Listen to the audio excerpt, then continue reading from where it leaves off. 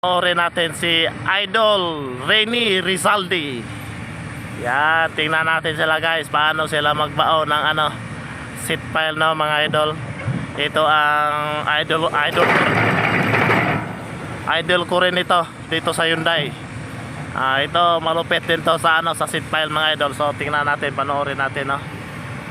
Paano mga diskarte niya mga idol. Yan, nag-umpisa na siya nag-ipit ng seat pile, no mga idol. Rene Rizaldi. Ang unit niya mga idol maganda. 300 Hyundai, no. Yan, iniipit niya yung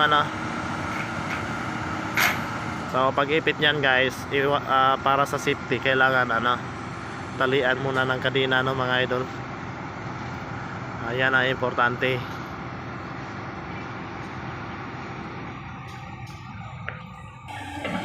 Yan, dandahan niya iangat yung seat pile, no.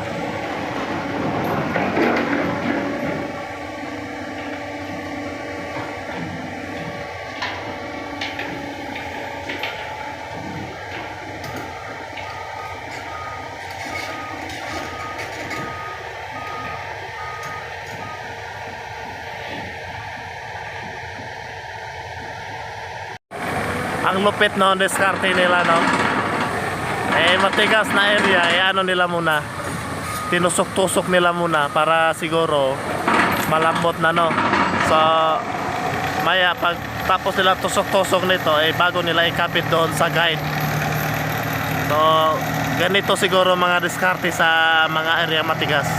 So tama naman, no, kung isipin lang mga guys. So kung i-direct natin dyan sa guide ay ayaw papasok yung seat pile. So ang idea nila, tinusok-tusok lang nila muna. Maya-maya pasok nila sa guide, madali na, di ba? Kasi malumbot niyo sa ilalim eh. Ayan mga idol, na to. Final na to mga idol. Pagkatapos niya tusok-tusok yung paikot. So ngayon, pinasok na niya sa guide, no.